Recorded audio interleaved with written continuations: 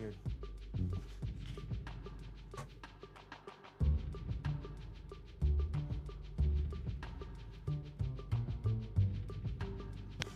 Put the drink back here, please.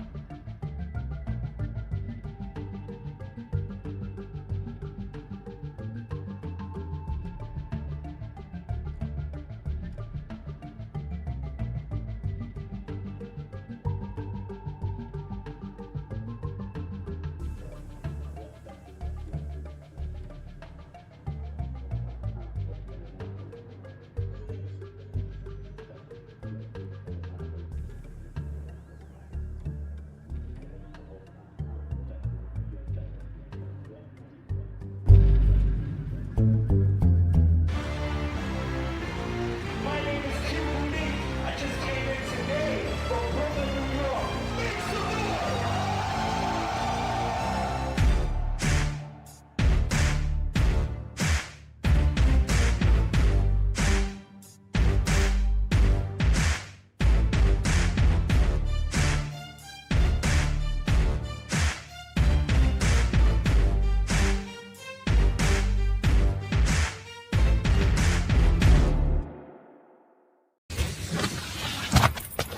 Good evening. Yes! I like it. What up, what up, what up? Ladies and gentlemen, we are back. We are back. We are back. We are back. How's everybody doing on this beautiful Wednesday here at the Live from the Lab Studios? Let's see who's in the room with me today. My man No, my man Gorilla Strong. Happy birthday, Gorilla Strong, ladies and gentlemen. Make sure you give that boy some birthday love, of course. My man Gorilla Strong doing it up for the... I got some footage of Gorilla dancing at his birthday party this weekend. Man,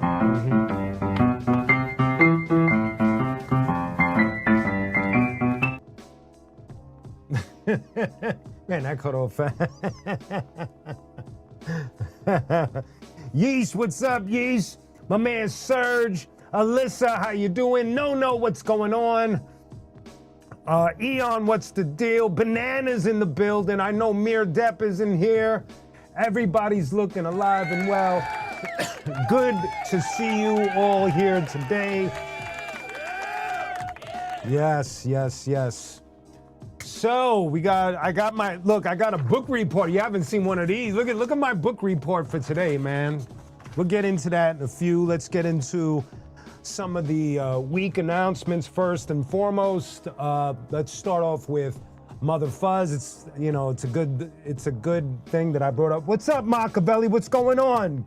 Good to see you, baby pa. Hello, Andrea. Whoop, that's the wrong button. Hello, Andrea. What's going on? I'll see you on Friday, Machiavelli, I hope. So here we go. A couple of announcements. First and foremost, let's talk about Mother Fuzz real quick. Released a new song called Here and Now, streaming everywhere. There's a reason why I'm bringing it up because of today's topic. We'll get into the topic in a little bit, but just to remind y'all that there's a new Mother Fuzz song out right now called Here and Now, streaming everywhere. Got little shorts and clips also floating around the planet. So if you get a chance, please check out the new Mother Fuzz single, Here and Now. I greatly appreciate it. Also, this Friday, a brand spanking new qunique and DJ Rhepmatic song featuring Elemento from the Visionaries, ladies and gentlemen. That will be the first feature release off of this album. There are a few more features that'll remain unannounced until we get closer to the release itself. But the first feature off of the qunique Rhepmatic album will be the brother Elemento from the Visionaries, which is Rhepmatic's crew. Very happy to work with that brother. Someone I've always respected, the Visionaries. They were kind of like a parallel universe to the Arsonists. We've done shows together. Yes, you did, Machiavelli. You called it. You definitely did, Machiavelli. You get props. I didn't want to say nothing because when you said it, I was smiling in my brain, but I didn't want to, you know what I mean? Give up the surprise. So something fascinating about the qunique Rhepmatic album is that every feature that is on this album are with people I've never worked with as far as making music with.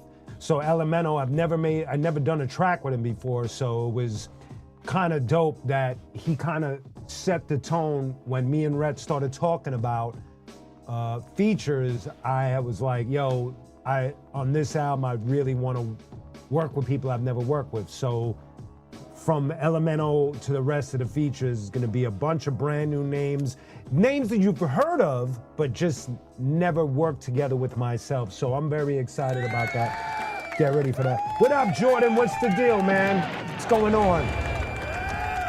You did tell us.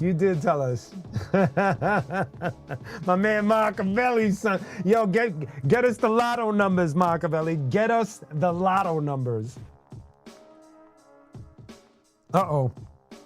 I gotta fix something. I hear the echoes.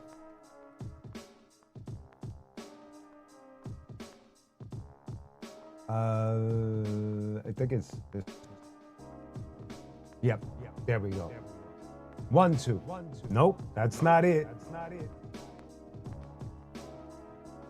Give me 1 second, y'all. Let's see if it's this. 1, 2.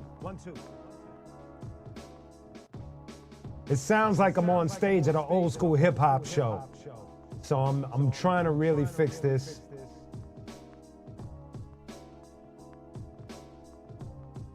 One, two. Hey, yo, Stutters, what am I supposed to put it on? Okay. Because it's echoing like a madness. 1 second, y'all.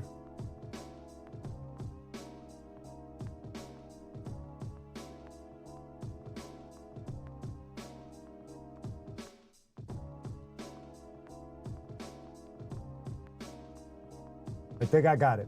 There we go. Got it. Troubleshooting is handled. No, I will not be working. Milk the shocker. Hey, yo, Machiavelli, thank you, and thank you for your prediction. You are the dude. Hopefully, I'll see you on Friday. Have a good night. Okay, ladies and gentlemen. So yeah, Elemental is the first one. The name of the song. The name of the song is Fire Vision, for obvious reasons. Arsonists, visionaries, fire vision, haha. And just, again, very excited. This track is a little different from Cypher Up, but that shouldn't matter. It's still a solid track. I'm very excited about it.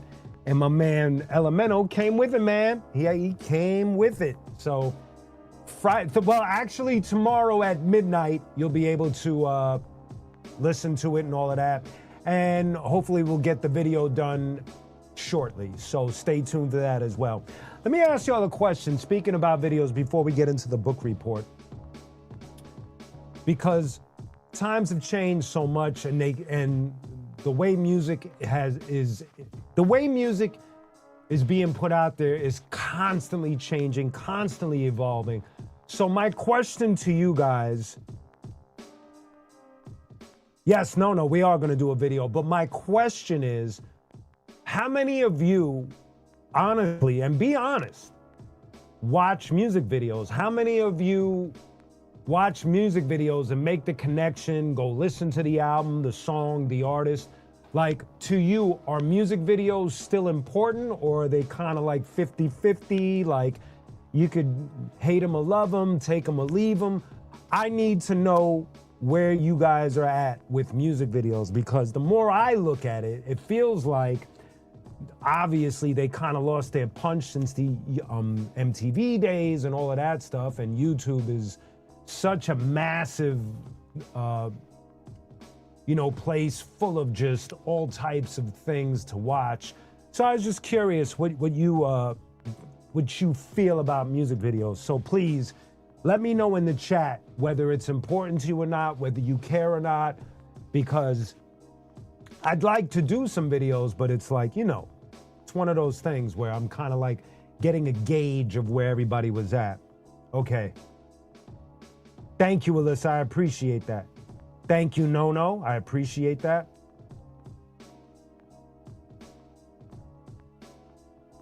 Thank you, Eon. I appreciate that.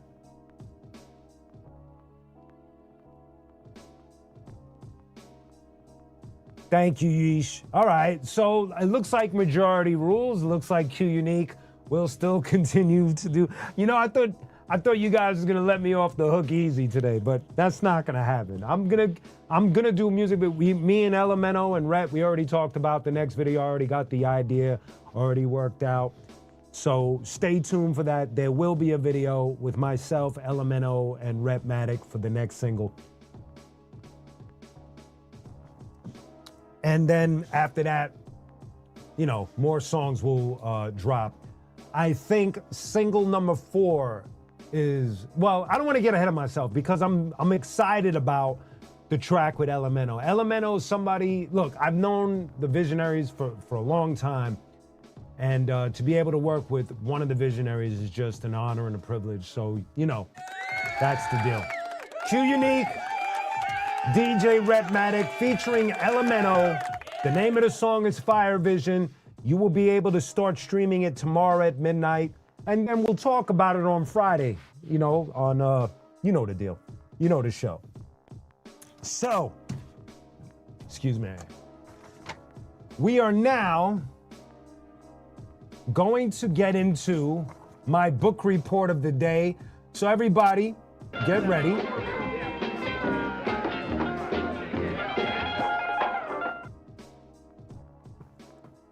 Today's subject is a fascinating one for myself, if I might say so myself. Rock and rap and my journey in this. Thank you. Thank you, Thomas Cross. I appreciate that. Thank you. Thank you. No, what's the deal? Okay, so what I want to do today is I want to talk to you about the moment that it's the journey of me becoming this duo genre artist, and some of the things that have taken place, some of the things that some of you might not be aware of, some of the projects and different songs that I did, because everybody that comes here is kind of well aware of what I've done as qunique, as the Arsonist and Rocksteady and all of that. But I want to kind of shine a light on what was happening simultaneously as I was developing as a rock artist as well. So here we go. Let's start from the beginning. My mother and my uncle Russell had a small band, and they would do shows all over New York City, from cafes to churches. So as a child, I would sit in on their rehearsals and just watch them as they would put songs together or just rehearse their sets. My uncle would write very catchy songs, very catchy choruses. They were actually really good songs. And first of all, rest in peace. Shout out to my Uncle Russell. He was like, my family was as dysfunctional as my family was, which I've said in a million songs in my catalog, qunique. The one thing that was very, I guess, important was music.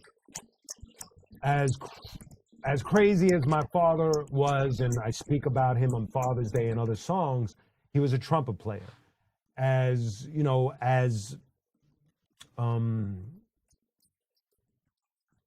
let's just say as struggling as my mother was, she was a guitar player, a singer-songwriter, and when she combined her talents with my uncle, they wrote some really good songs.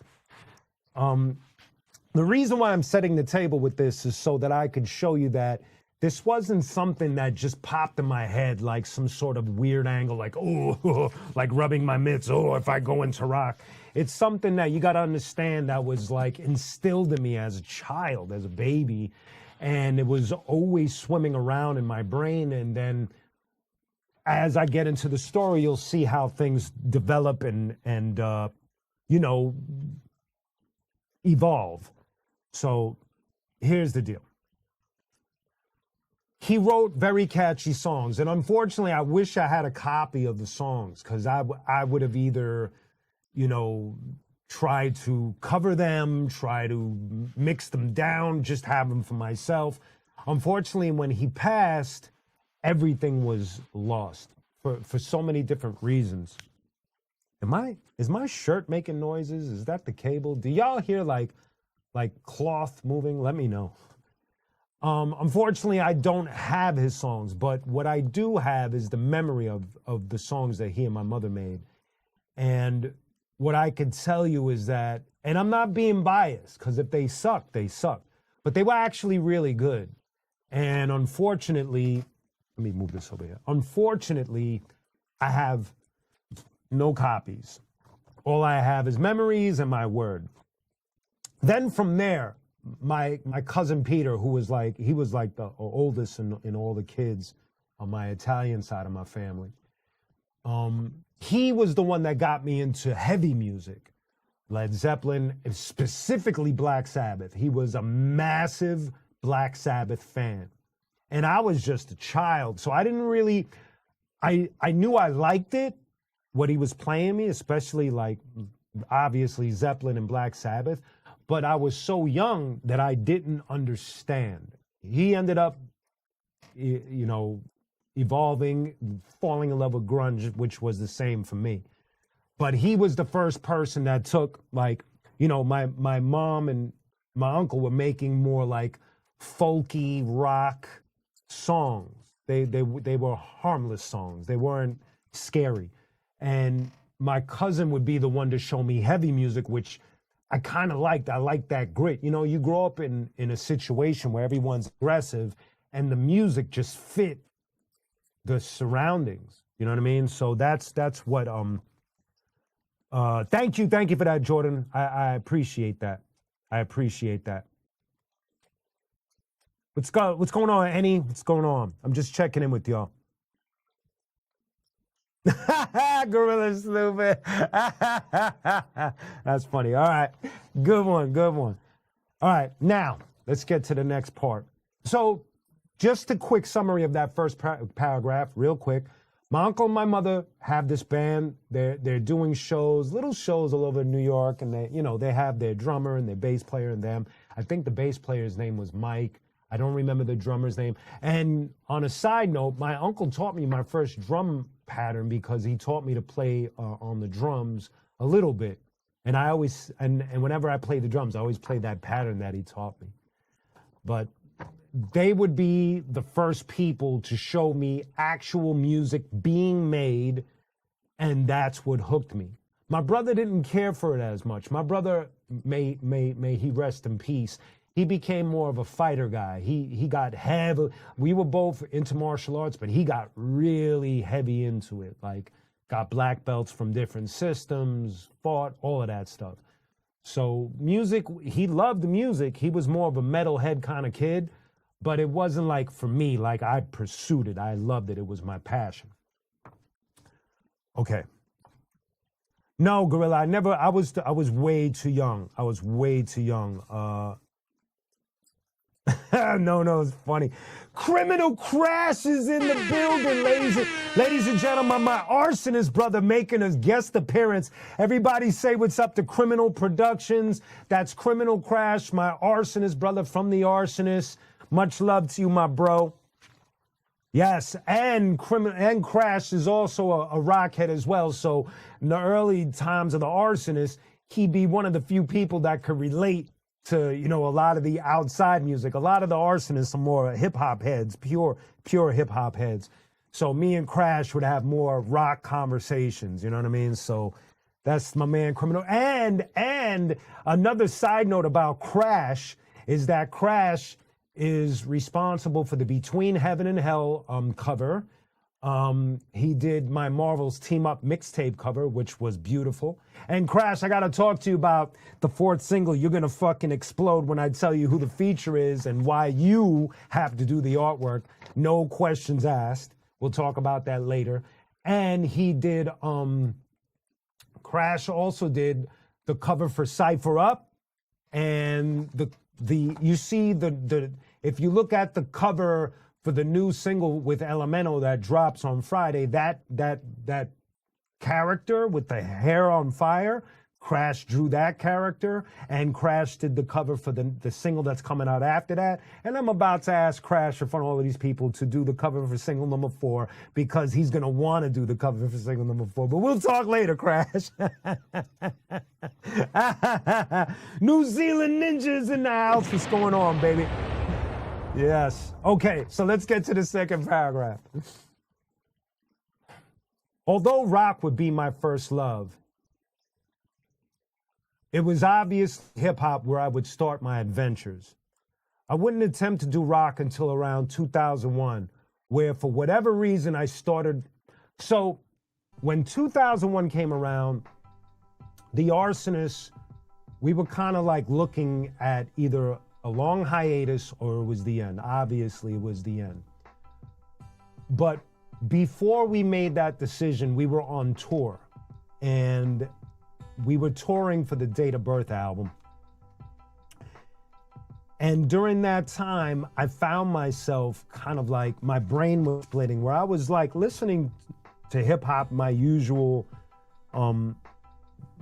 listening, just paying attention to the playing field, because, when the Arsonists and just paying attention to who's doing what and whatever have you, and also as a fan.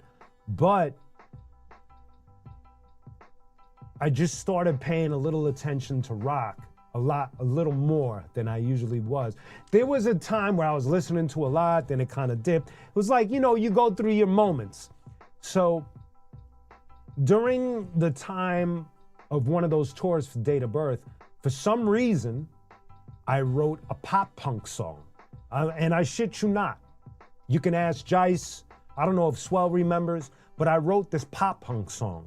Like within the vein of like Blink 187. Blink 187. Did I say that right? What's that? It is 187, right? I'm laughing because I'm thinking of 187 on an undercover car. Blink 182. Why did I say? Because of the Snoop song, man.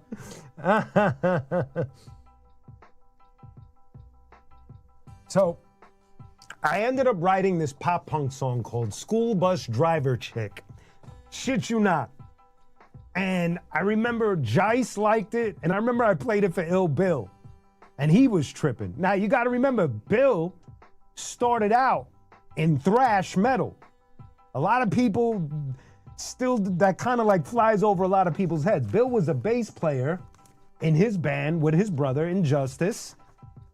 And they were nasty. They were doing shows at CBGB's, at L'Amour's, like, it was dope.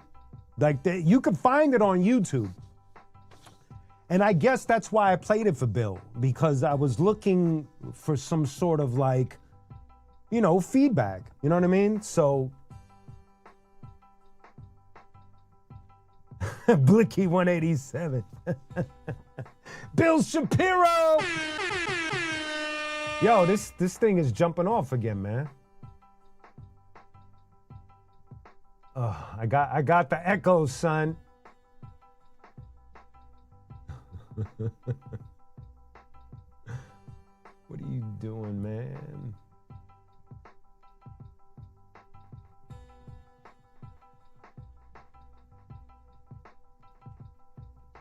Did I do that right?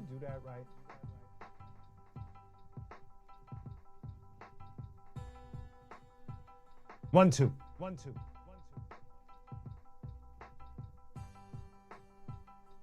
1 2. Jeez. 1 2. I don't know, man. This is 1 2. There we go. Okay. Beat it, Stutters. Okay, so getting back to the book report. You can't hear my shirt? You get flack for like Winger's dope. Rat is dope. Rat is one of my favorite hair metal bands, by the way. Just saying.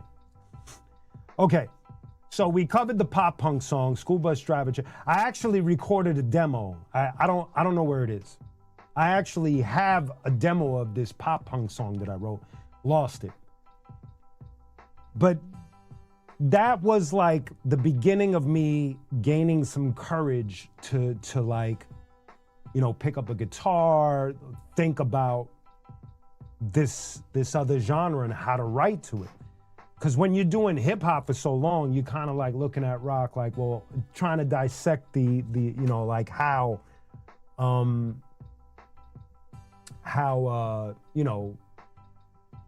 it works.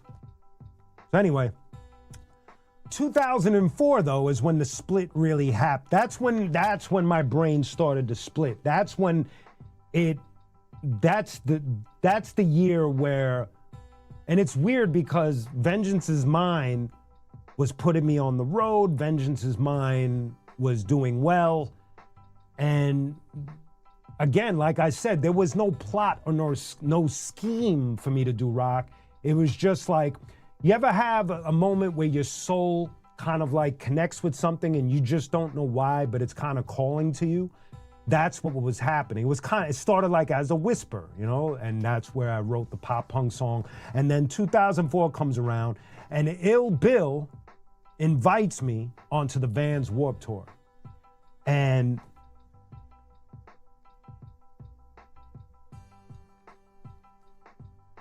Turn up the radio. Word.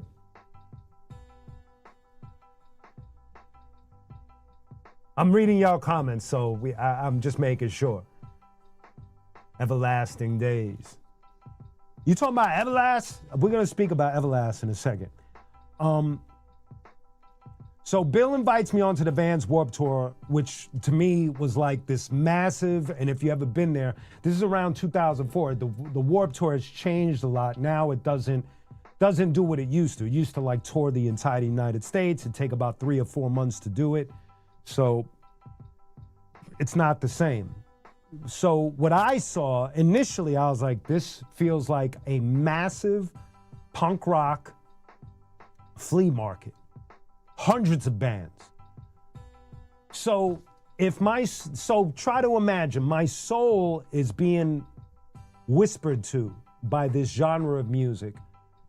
And as Ill Bill, who is the executive producer to Vengeance Is Mine, who was responsible for releasing Vengeance Is Mine, who was at every session for my first solo hip hop album, he decides to invite me on this tour where all I see every day is majority rock music. Now, he's not thinking, well, this is gonna affect, he's not thinking anything of it. He's just thinking we gotta go on tour, and they offered us a slot.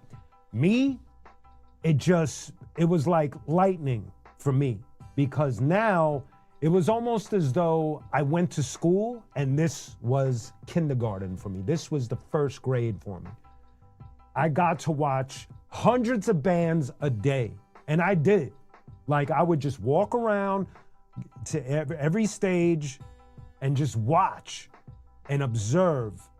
And I didn't even have an opinion of what I was like. I didn't say, oh, that band sucked or that. It was just more like really like a student just watching them go through the motions, everything from setting up to how they engaged with the audience, to the energy level, to the riffage, to the singing, to the screaming, to everything, technique. But it was still, for me, it was still at a primitive level because I was still not clear on the mechanics of it. Some of it I was getting, like understanding, and some of it I wasn't clear yet.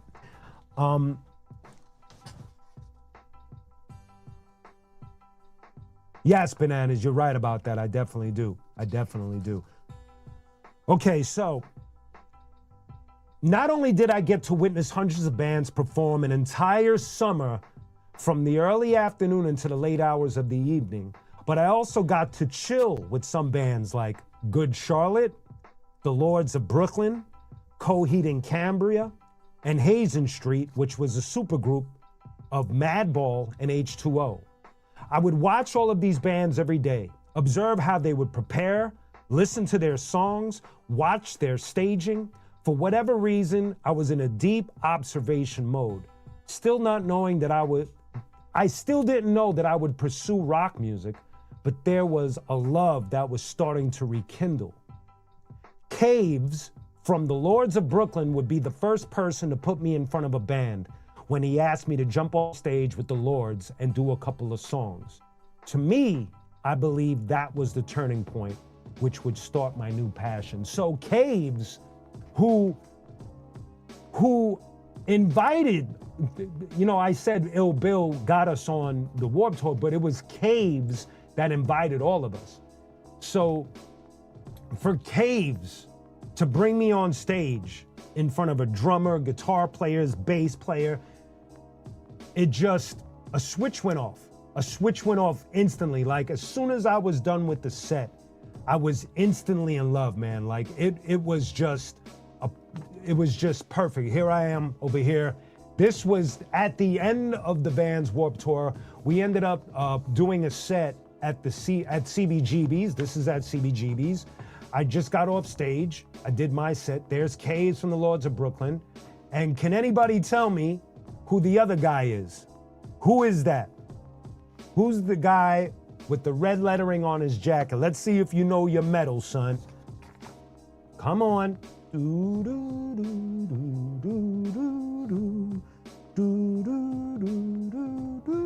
Today he has a full beard. There you go, my man NZ Ninja. That is Jamie Jasta. Jamie Jasta from the band, the iconic, legendary band, Hatebreed. We're just having a ball. I actually ended up working with Hatebreed again, but we'll talk about that later. Yes, Jamie Jasta. So they're like, now I'm starting to get into the swimming pool. I'm at the kid side. I'm at the 2 to 3 feet side of the pool. I'm not in the pool yet. But it's just, now the story is going to get fascinating because check it out. To me, where I'm at now with rock, if you draw the line, it's fascinating how the universe like put a hand out and pulled me in. I didn't pursue. I just happened to, the best way for me to describe it is a path unfolded in front of me and I just walked it. How many of you have ever done that, where a path just unfolds in front of you? You don't know where it's gonna go. You don't know if it's gonna lead you anywhere. You don't even know what the fuck is going on, but you just follow it just purely because you're enjoying it. That's it. That's all that I was doing. I was following it purely because I was enjoying it. Here it gets deeper now. So, shortly after the tour, let me make sure I got. Yes, Bananas, he got a beard now. Yes, yes, yes. Here we go. Okay, so let me make sure I got everything in there. Okay, so shortly after the tour, I get a call from Crazy Legs. Everybody knows my big brother Crazy Legs. He sometimes comes up in the chat. He is the iconic B-boy from the iconic B-boy crew, the Rocksteady crew. And so here we go. Pay attention to that, Yeesh. What's going on, Edwin? What's the deal, homie?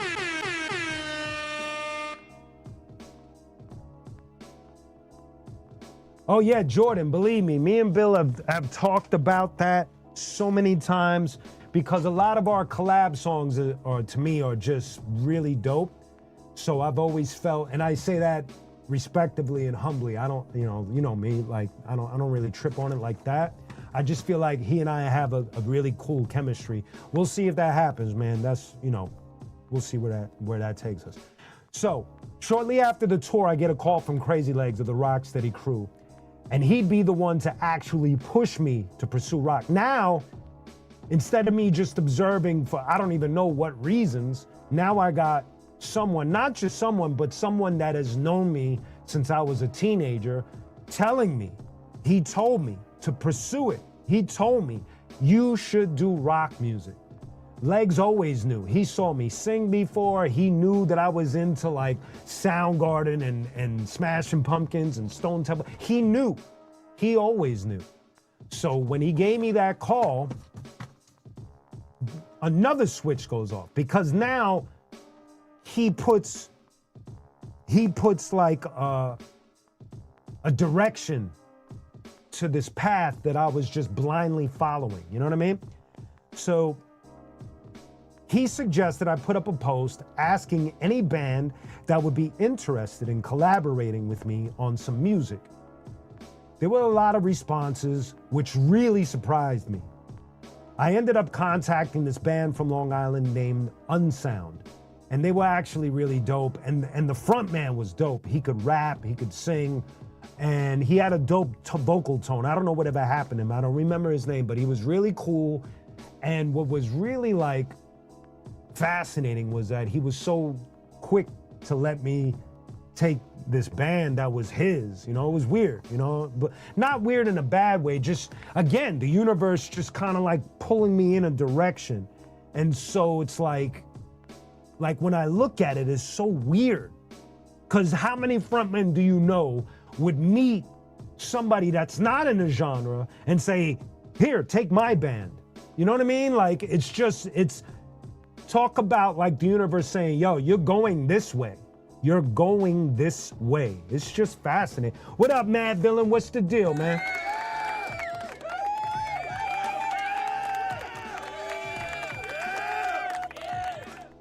Yes, Bananas. Yes, I love his stuff with Corey Taylor.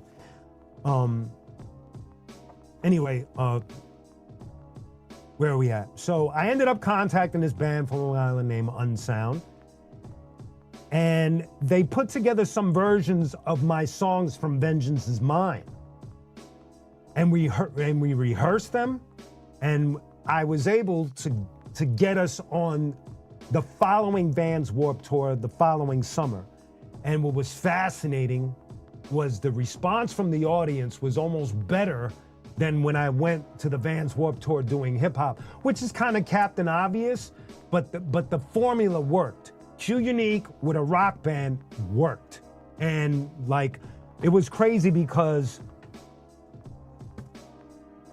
what's going on, Hal? What's the deal, man? Thank you for that.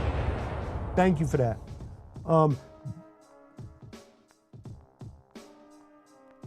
Where was I? Sorry, man. Oh, again, the response was golden, and all it did was just strengthen my confidence to move forward. Granted, I was rapping on rock beats, but you look, hate it or love it, it doesn't matter to me. What your cup of tea is, some people like that and some people don't. I like it. I can't say I like everything that comes, but I don't like every hip hop song. I don't like every metal band. You know what I mean? So I have my choices. I love Rage Against the Machine. I love Orange 9mm. I love One Day as a Lion when Zach did that. I love fucking Mudvayne. I always thought that Chad could spit. When I toured, when I went on tour with Korn and I would watch Chad do Hell Yeah, and he would do like these rap patterns, when he would come off stage, I'd be like, yo, what rap group you listening to, man? You gotta tell me. So yes, and Necro did it. So there's a lot of people that have, kind of like have put their feet in both territories, you know what I mean? So it just worked for me, was my point. All right, now here is where, what's going on, Judge? What's the deal? Jay Freedom, what's good, baby? What's going on? Limp Bizkit, yes. And you know what, Fred Durst? What's crazy is, and I've told this story before, when I ended up meeting Fred Durst, he was actually really cool. And, I'm gonna chop the story down. What was dope about Fred Durst, there were two things that stood out, which was he was very humble. There was more than two things. He brought Madball on tour to open up for Korn and Limp Bizkit, which is beautiful, because I love the brothers in Madball. When I got to hang with Fred, the next day on the tour, his bodyguard came up to me and was like, yo, Fred was listening to your music all night. Like, he loves your work. So that tripped me out, because dudes like that don't have to listen to what I'm doing. So it just kind of shows you that even he pays attention. And I put up a clip of him performing one of my songs off of the Black Coffee album. Like, he was that fucking cool. So, that's the, yeah, Ice-T got his shit. You know what I mean? So, you know the deal. Okay, so now, here's where shit goes up a notch. The universe would respond with the most insanely timed phone call I've ever received in my life. Real talk. A good friend of mine, Bobby Ruiz, who is the owner of the clothing line Tribal Gear from San Diego, asked me if I would be interested in putting together a song with Fieldy, the bass player from Korn. Now, sure, I was doing some rock stuff and, having fun, but this wasn't on my bingo card. It just blew my mind that the universe did this. Universe, God, whatever you wanna call it. It just like holy shit. Like the universe put me at the highest level possible. If you know anything about Korn and what they are and who they are, the universe just took me from where I was and placed me in their sight. So here I am, flying out to LA, meeting Fieldy, and that very same day, we write our first song together, which is Killing Myself to Live. Instant too. Like the chemistry was instant. There was no fucking around. There was no confusion. There was no awkwardness. It was just really cool. He was really cool and encouraging and positive. You know, I caught him at a different time in his life too. But out of all the people, you got to think, out of all the people he could have collaborated with, he's in Korn. He could work with any big metal band he wants, really. Because you got to understand, been around Korn for almost 20 years. I know what those guys can do. I was not a necessity in his life. So for that to happen is a miracle to me. That is like, okay, I am going this way. I am going this way. But I can't forget what I'm doing here either. You know what I mean? So now that first song, Killing Myself to Live, I wouldn't consider it a rock song or a rock rap song. I just feel like it's I think it's a hip hop track at the end of the day, where Fieldy played guitar and bass, I played keys, I programmed the drums. There's no samples on it, and we just had fun that day. And it was a magical moment for me. It's like a lot of it. Thank you, Jordan. Exactly, Gorilla. It's just, yo, Jordan, what's crazy is that they're even bigger now. Like, wait, no, you're right, Jordan. They were way bigger in the 90s, but 2 years ago, they sold out a stadium. You know what I mean? So it's like, people tend to forget, like, and I'm not, like, being a cheerleader. I'm just trying to gauge. I'm showing you the gauge because for me to work with Fieldy or any of the guys from Korn, a lot of the times, I would just stand there and just wouldn't make sense to me. I'd be like, what the fuck am I doing here? Not in a negative way, but just in a trippy, like, how did I get here? I was just on tour with the Arsonists and hanging out with members of Wu-Tang and I'm in Rocksteady and Zulu, and now I'm on fucking tour with Korn? You know, like it's like that. You understand? And so for that to unfold that way is miraculous.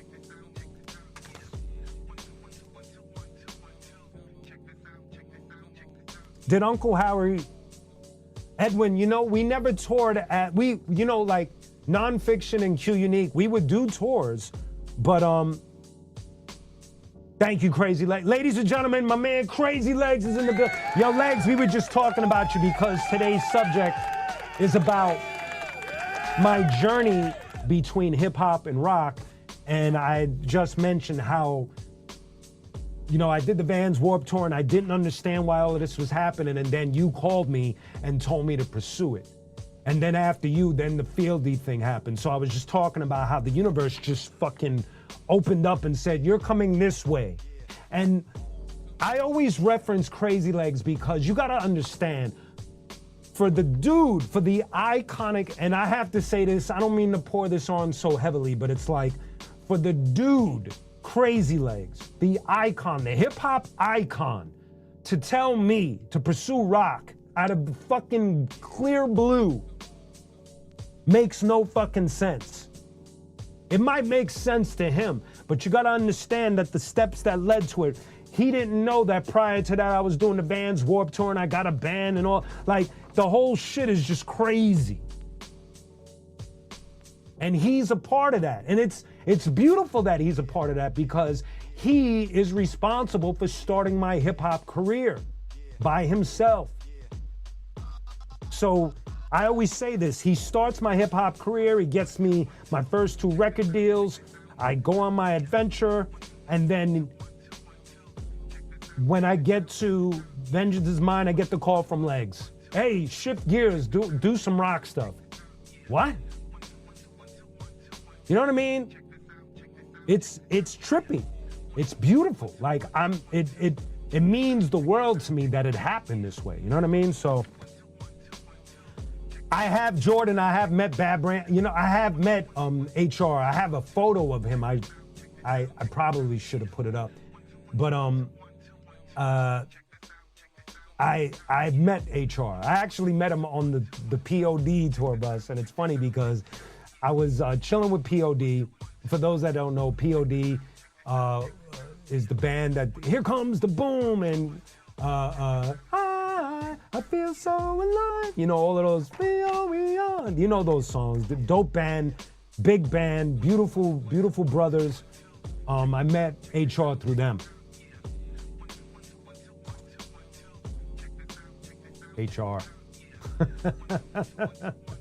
That's my HR figure. I showed this once on the thing. Thank you, thank you. Falsetto Q, baby.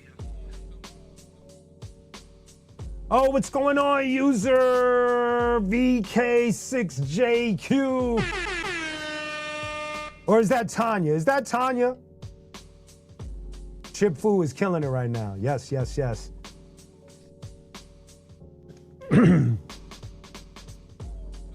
That's very funny, Legs. Tanya, I got you, Tanya. I remember now. Okay, so getting back, I do this song with Fieldy, Killing Myself to Live, and I explained to y'all that, you know, it wasn't really a rock song, but here's where it gets crazy. Now, I'm shortening a lot of these stories. Fieldy ends up inviting me to go on tour with Korn. And that turns into a 17+ year adventure. It again, not making any real sense, but it happened. And a lot of you that are Korn fans have seen me backstage, or have met me, or have caught a glance, or whatever. I've seen thousands of Korn shows. I've worked with Fieldy, obviously. I've done shit with Jonathan. The whole experience, those are my brothers. And one of the things that's magical about me doing that tour, or those tours, is that, remember when I told y'all that when I went on the Vans Warped Tour and all of that, it was like kindergarten? By the time I got to the Korn thing, it was like high school, college. Now I'm learning at the highest level possible how a multi-platinum band operates. From songwriting, like I've been in the studio with them, I've been at record meetings with them, I've been on the radio with them, I've been on tour with them, been on stage, all of that. And they were gracious and encouraging. Makes no sense, because they didn't really know me until like time went on. So it's just a crazy story, man. Where we at? Empire, what's the deal? Welcome, welcome, welcome. Good to see you. Good to see you. Now, here's where the twist is. So we do that song, and then myself and Fieldy, as we're touring, we're writing songs. We're writing songs. Now, what's crazy is we're writing songs for two different things. Initially, we're writing songs for this project that we didn't title yet. And then simultaneously, we're writing songs for Fieldy's solo bass album, which ended up becoming Basically. One demo that changes everything. The one song that changes everything. A lot of people thought it was Killing Myself to Live. It's not. The one song that changes everything is a song called Trepidation, which is a Stillwell song. Trepidation was the first time that I took a full chance on singing on something to show to Fieldy. And so when he heard what I sang over the bridge, he just fucking snaps. He's like, you gotta sing more. You gotta sing more on all of our tracks. And he just became more encouraging. And it was crazy because at that time, it was just he and I working on songs. So I would sing and he'd be pressing record on the laptop, all of that shit. He would, tell me where to go, whatever have you. We'd put riffs together, the whole nine. We were just building this thing. And then it eventually became Stillwell. And we didn't really know where we were gonna go with it. And I'm not gonna go into deep Stillwell history and all of that. I'm gonna save that for a full-on episode because Stillwell in itself is a full episode story. There's a lot to uncover there. There's a lot to unpack. What I wanna say is that journey gave me incredible experience. Just high-level experience. Imagine, if you could just even imagine, like one of the highlights, and I'm about to show you, was when we got invited to open up on an arena tour, as you can see, within this moment, Seven Dust, Korn, and Disturbed. That was my first official tour with Stillwell. It was nuts. It was nuts. It was one of the most craziest experiences I've ever had in my life. And I gotta thank the guys in Korn, specifically Fieldy, obviously, for making that happen. And it taught me a lot about myself. And it taught me about passion and the seriousness of discipline and all of that. And shortly after that, that's when Ray Luzier and my man Catfish, who's Ray Luzier's protege, told me to go get a vocal coach, and I ended up going to getting a vocal coach and working out of the opera school on 30th Street in Manhattan, New York City. And that experience is a whole nother story too. But as you can see, the way it unfolded was so miraculous and so crazy. Like I said, I'm gonna leave Stillwell for a whole nother episode. The first project though, now, once I got my confidence and I started to spread my wings, the first project that I did outside of Stillwell where I was still pursuing rock would be this album here, Medina Bridge, that I did with my homie Kieran, who put together his thing called Iron Mike. It's a collaboration album. qunique and Iron Mike, Medina Bridge. You could find this streaming everywhere. And what it was Kieran had heard the first Stillwell album and he loved the song Street Metal. And he got inspired by that, remixed one of my songs, contacted me, and then we ended up working on this album. Jordan, I got the Stillwell logo across my back. That's dope that you said that. That's what's up. That's what's up. So I end up doing this album, Medina Bridge, and on this album, we're covering qunique songs, and we're still doing qunique, which is it's a rap rock album. And Kieran does all the riffage and I do all the vocals and all of that. And my man Chris Collier, who was he's a producer, engineer, very important to my career, specifically in rock, because he's another one that would help me and point me in directions and be not only like a producer, but at times like a coach, and guide me through this, because I was learning and learning from everyone around me, and he was one of them. He stepped into my life. He produced the second Stillwell album, Raise It Up. He produced, and from there he produced the rest of the Stillwell and a lot of the other rock projects that I've done, including Medina Bridge. Some of the other projects and things that happened. So from out of Medina Bridge, shortly after that, my band King's Bounty was born.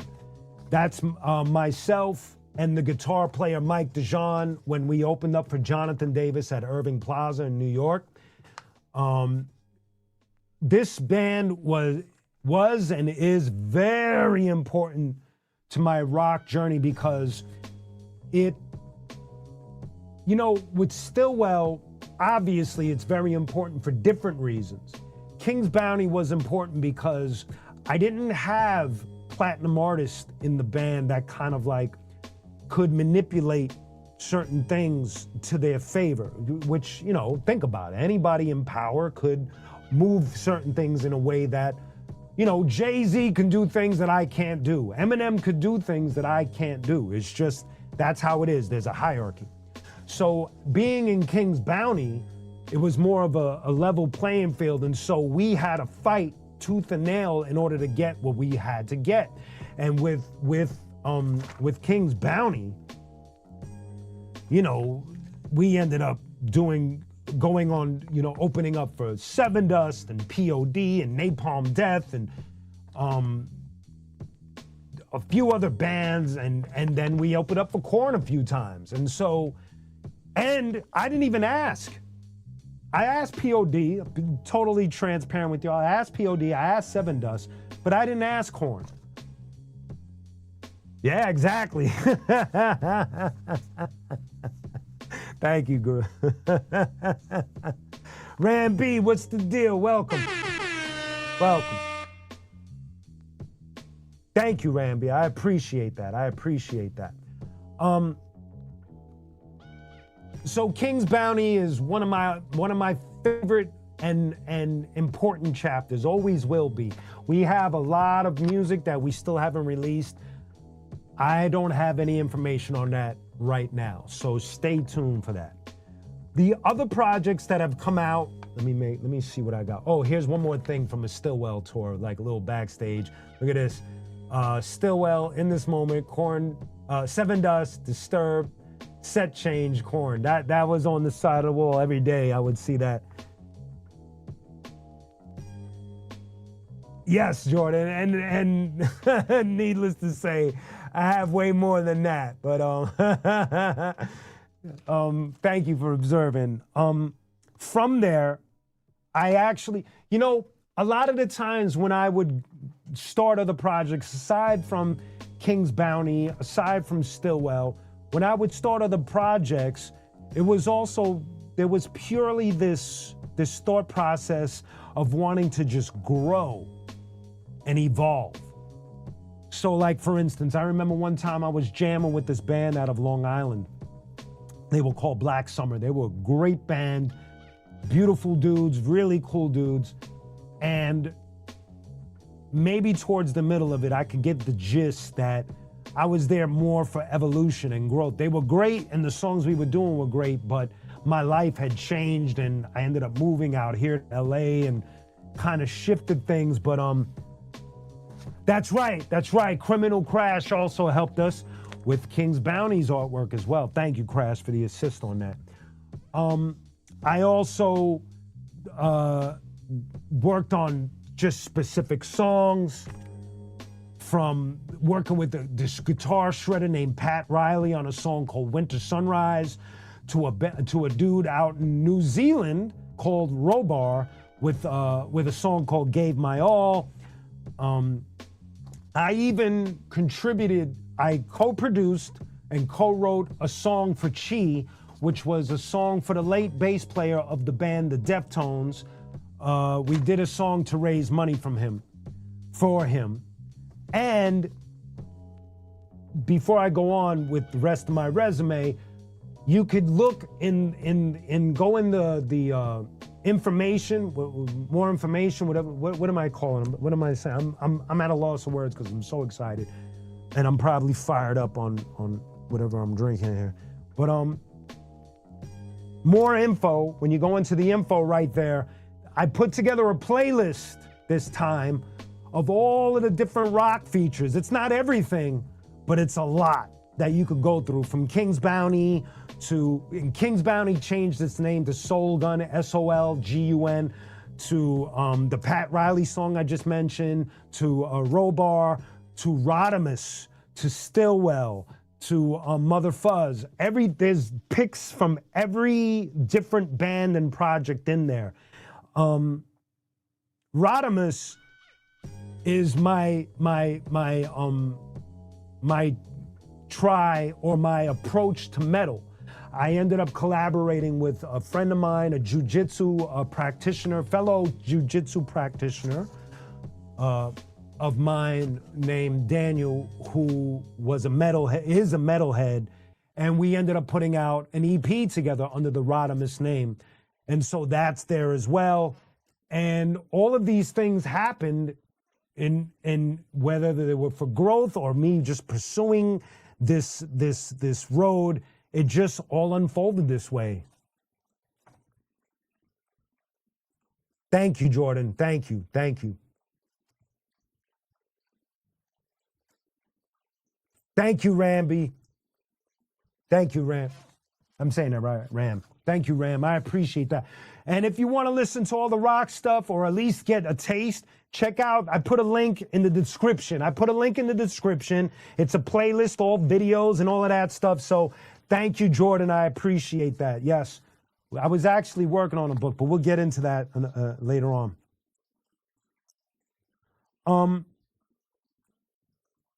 So what is also fascinating about everything that I said was I was still, and it's funny, and the reason why I'm bringing this up, because I come across a lot of people that think that I stopped rapping at some point, and I never did. I never did. It might have looked that way because of my physical appearance, but I never stopped.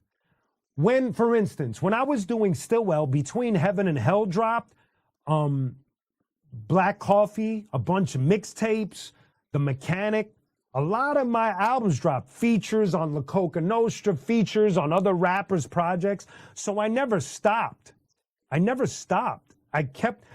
that I couldn't stop. First of all, the people around me wouldn't let me stop, including Fieldy and a few others. But I also knew, like, even if they pointed it out, I knew it would be a terrible mistake for me to stop being qunique. Now, have I toyed with the idea? Of course I have. Of course I have. But I never stopped. And so,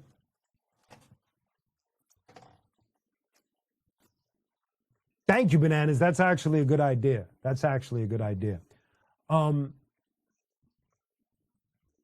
So what I was getting at was, that's when the discipline started to unfold as well, where now it was apparent that I had this split mind. And so I had to put together this schedule and this way of life that would enable me to do rock and then to rap. And sometimes bring them together, sometimes keep them separate. So that's what was happening in this whole thing. Now today I kind of got a better handle on it, where I'll release, you know, like New Mother Fuzz or whatever, and then the following week. There's been times within the past 3 or 4, years where a qunique and a Mother Fuzz song was being released on the same day. You know? Thank you, Jordan. Thank you very much. Thank you. So that's what's been happening. And I just wanted to share this with you because sometimes we kind of fly over this subject, but there's a lot of details to this thing that I'm doing. There's a lot of like people that are responsible for what I'm doing, whether it's hip hop and rock. There's a lot of people that were encouraging, and I got to tip my hat to a lot of them, because most of these people didn't have to work with me at all. So from Fieldy to Wub to Sonny from POD to Jonathan Davis to Head to Monkey to Ray Luzier to the guys in Mother Fuzz to my brother Mike DeJean, to Catfish, to my man Steve Licata. The list just goes on, to my man Daniel. The list just goes on and on and on. So many people saw my intention, I guess, or saw the raw talent, I guess, and just said, yeah, I'll work with you. I'll do something with him. And it happened. And I'm grateful for it, man. And I'm grateful that some of you enjoy it.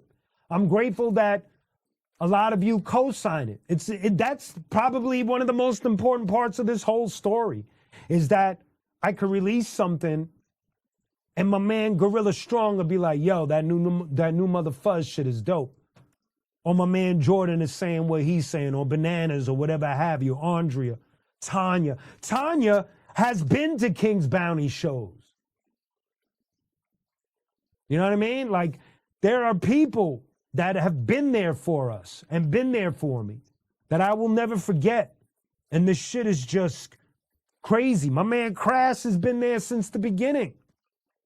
During the times of us being in the trenches with the arsonists, like I said, he and I on the sidelines having conversations about any bands from, like I said, it could have been about fucking Pearl Jam all the way to Depeche Mode. You know what I mean? It just, we are true musicians. We are true to this passion. I am true to this passion. There was no scheme. There was no plot. There was no get-rich-quick scheme. Definitely not. Because now I've been doing rock for 20 years. And I'm still loving it. Just released a new Mother Fuzz. There's another one coming out soon. I'm having a blast. And you guys are part of the reason. Seriously. I'm not just saying that to sound cool or having a heartfelt moment. It's just a fact. Whether it's qunique, whether it's Mother Fuzz, whether it's Soul Gun, Rodimus, it doesn't matter. You guys have supported. And here I am. You know what I mean? Thank you, Taco Crush. I appreciate you, man. Thank you, Tanya. Thank you so very much, man. Thank you all. That was a lot of fun today. That was my book report for today, baby. Yes. So let's get over here, because you know what I got for you guys today. My man Gorilla Strong, he knows. He loves this part. Wait, before I even get into this part, first of all, thank you for those that have shown support with the super chats, the super stickers, the super gifts. You know, I just truly appreciate it. Thank you for your support. Also, if you want to show any other support, you hit up qunique.com, you hit up the shop. If you go to the shop, you got all the different merch. If you order any of these things on the top right here, the qunique tag shirt, everything here is limited. We're almost actually done. And I know I always say that. The qunique tag shirt, the Vengeance is Mine CD, the Vengeance is Mine coins, the posters, the mechanic sticker, the arsonist pin. You order any of those, you get stickers and all of the other incentives, and you get one of the, let me do that again. You get a little stack of Yo MTV rap cards from whatever I, whatever is put into your order. You know what I mean?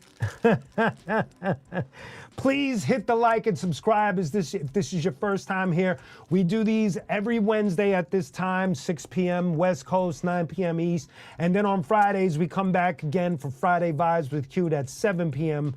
West Coast, 10 p.m. East. So please like and subscribe, and thank you. Thank you for the support, of course. And today we got a new stack of Yo MTV rap cards. Let's see what we got. Ooh, off the bat. EPMD, ladies and gentlemen. Woo! Brentwood, Long Island. Eric and Parrish making dollars. DJ Scratch. Another one. Third Base. Got a nice pick today. Third Base from out of Far Rockaway, Queens, baby. MC Search Pete. Nice. Yes, the gas face. One of the best Brooklyn superheroes on the planet, Big Daddy Kane. Yes, let it roll, get bold. I just can't hold back and fold because I'm a man with soul in control and effects. So what the heck, rock the discotheques, and this groove is what's next. Set it off, son. Big Daddy Kane. Brooklyn, New York. Ooh, here we go.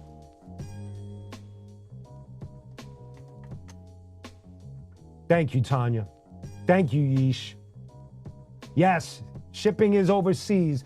Jeff, what is the deal? My man Jeff. Yo, Jeff, how's that MPC, homie? Okay, another Brooklyn supergroup, Stetsasonic.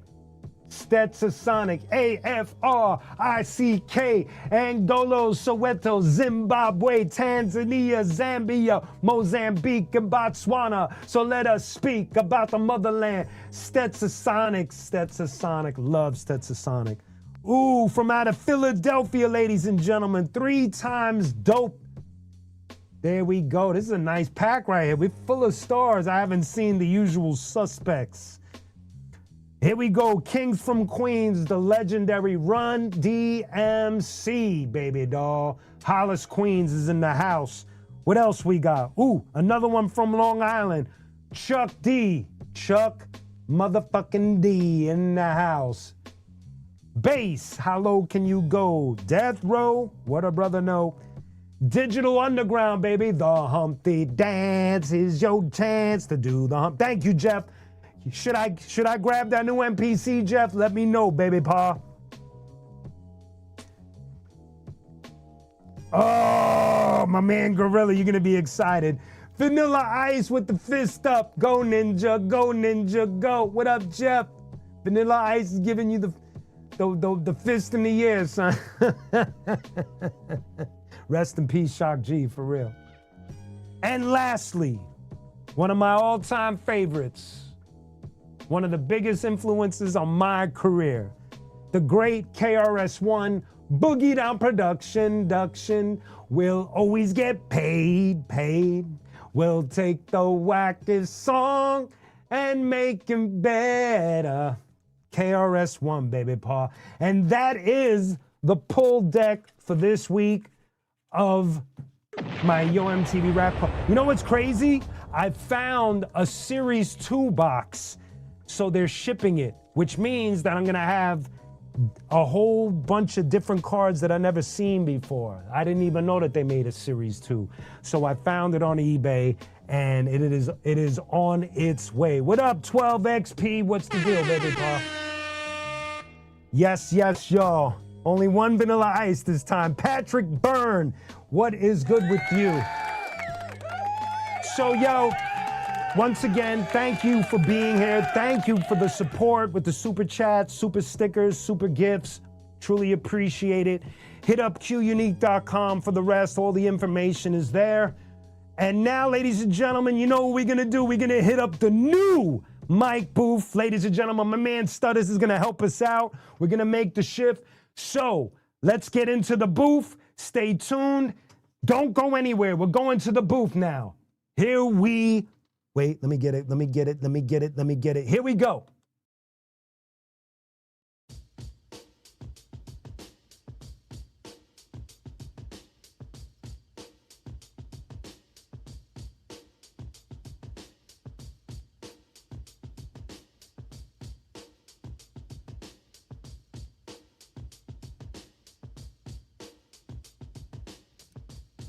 One, two, y'all.